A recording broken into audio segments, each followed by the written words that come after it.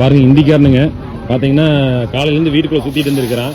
சுத்திட்டு பாத்தீங்கன்னா வீட்டுக்குள்ள எட்டி குதிச்சிருக்கான். பாத்தீங்கல்ல, கை வேற காமிக்கிறான். பாத்தீங்கல்ல, உள்ள எட்டி குதிச்சிருக்கான். உடனே வந்து துரத்தி புடிச்சிட்டாங்க. பாருங்க போஸ் எல்லாம் கொடுத்துட்டு என்ன ரவுஸ் பண்ணிட்டு இருக்காங்க. ஃபுல் போதையில் இருக்கிறானுங்க. மான் கராத்தா வேற காமிக்கிறான். எல்லாம் புடிச்சு உட்கார வச்சிருக்காங்க. தமிழ் நான் வரைக்கும் தமிழ் தெரியுமா? எதுக்கு வீட்டுக்குள்ள குதிச்ச? புரியல. போலீஸ் வர சொன்னதை பேசுறியா? ஏன் நீ பேச மாட்டியா? எதுக்கு வீட்டுக்குள்ள எதுக்கு குதிச்ச?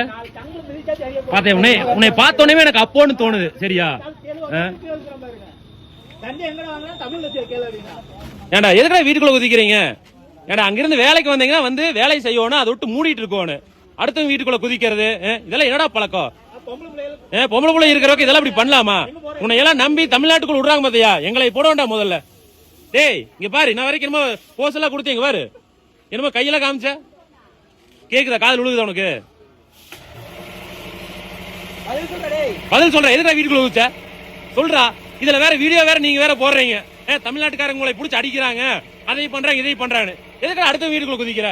டேய் தங்கம் இங்க பாரு, சொல்லு சொல்றா, வாயத்தோற.